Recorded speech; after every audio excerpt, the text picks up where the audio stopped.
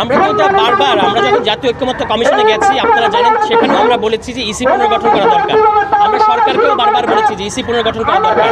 এটা যার এখতিয়ারেই থাকুক, মোদ্দা কথাটা হচ্ছে যে একটা সাংবিধানিক প্রতিষ্ঠান আগামী নির্বাচন প্রধান উপদেষ্টা বলেছেন যে তিনি বাংলাদেশের ইতিহাসে সবচেয়ে ভালো নির্বাচন দিতে চান, কিন্তু আমাদের কাছে সমস্ত আলামত দেখে মনে হচ্ছে সবচেয়ে ভালো নির্বাচন দূরে থাক, বাংলাদেশে যে সকল সুষ্ঠু নির্বাচন হয়েছে এবং যে স্ট্যান্ডার্ডের নির্বাচন হয়েছে সেই স্ট্যান্ডার্ডে একটা নির্বাচন এই কমিশনের পক্ষে দেওয়া সম্ভব না। ফলে আমরা কারণ এটা পুরনো আইনে এবং ইতিমধ্যে নির্বাচন কমিশন যতগুলো সংস্কার প্রস্তাবের বিরোধিতা করেছে এগুলো নজিরবিহীন। আমাদের কাছে মনে হচ্ছে তারা আওয়ামী লীগকে পুনর্বাসন করার একটা চিন্তা ভাবনা করছে। কারণ যখন বলা হয়েছে যে ফেরারি আসামিদেরকে নির্বাচনে অযোগ্য ঘোষণা করা হয়েছে, যখন বলা হয়েছে যে মনোনয়ন সরাসরি দেশে দিতে হবে, যখন বলা হয়েছে যে আপনার যদি মানবতা বিরোধী অপরাধে আপনার অভিযুক্ত হন তাহলে আপনি নির্বাচন করতে পারবেন না, এই সমস্ত গুরুত্বপূর্ণ সংস্কারে তারা আসলে বিরোধিতা করেছে। এই কারণে আমাদের কাছে মনে হচ্ছে তারা আসলে তাদের নিরপেক্ষতা হারিয়েছেন এবং তাদের এই মুহূর্তে পদক্ষেপগুলো খুবই প্রশ্নবিদ্ধ। এই কারণে তাদের পক্ষে সুষ্ঠু নির্বাচন দেওয়া সম্ভব হবে না। এই কারণে আমরা বলছি যে এটা পুনর্গঠন করতে হবে। ওয়ালটন আবারও মিলিনিয়ার অফারে ওয়ালটন ফ্রিজ কিনে আপনিও হয়ে যেতে পারেন মিলিয়নিয়ার। মিলিনিয়ার ছড়াছড়ি দেশ জুড়ে, এটা শুধু ওয়ালটনই পারে। এই স্থানীয় সরকার নির্বাচন কখন হবে এটা আসলে সরকারের ব্যাপার, বিশেষত স্থানীয় সরকার মন্ত্রণালয়ের ব্যাপার। কিন্তু এই নির্বাচন কমিশন আগ বাড়িয়ে বিভিন্ন সময় বলেছেন যে এখন স্থানীয় সরকার নির্বাচনের সময় না, এখন স্থানীয় সরকার নির্বাচনের শর্ত নাই, এখন স্থানীয় সরকার নির্বাচন করা সম্ভব না। এই ধরনের রাজনৈতিক বক্তব্য যেটা তাদের এখতিয়ার বহির্ভূত, এই ধরনের বক্তব্য আমরা তাদেরকে দিতে দেখেছি। ফলে যেটা আমি একটু আগে বললাম যে তাদের মোটিভ আমাদের কাছে সন্দেহজনক মনে হচ্ছে এবং তারা আসলে একটা বিশেষ রাজনৈতিক দলের সাথে নিজেদের অবস্থানকে একেবারে গুলিয়ে ফেলেছেন। এই কারণে আমরা বলেছি যে নির্বাচন, স্থানীয় সরকার নির্বাচন, এই দাবিটা তো আমাদের স্থানীয় সরকারের কাছে।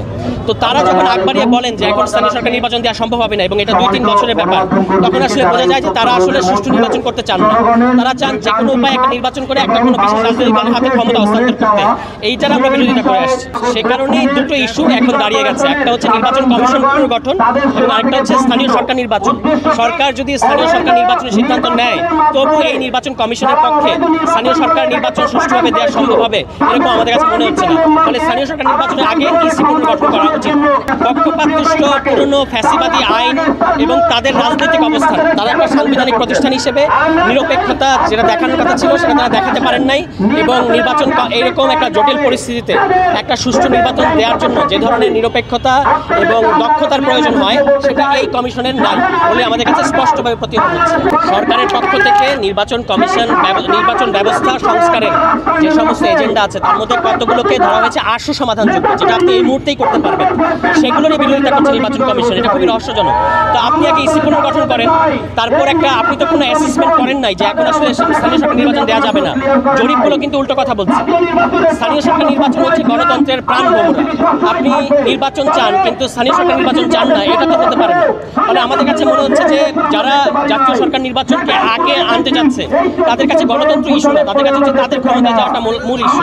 কিন্তু স্থানীয় সরকার নির্বাচনটা দিলে আপনি স্থানীয় পর্যায়ে যে গণতান্ত্রিক পরিবেশটা এই মুহূর্তে বিরাজ করবে এটাকে তারা বিরোধিতা করছে। আপনি একটা জিনিস খেয়াল করে দেখেন, এনসিপির এখনো কোথাও কোনো কমিটি নাই। এমন না যে স্থানীয় সরকার নির্বাচন হলে এনসিপি জিতবে। যারা বড় রাজনৈতিক দল আছে যাদের এক সপ্তাহের মধ্যে নির্বাচন দিলে কম্পিট করার এবং জিতে আসার সম্ভাবনা আছে তারাই কিন্তু সুবিধা পাবে।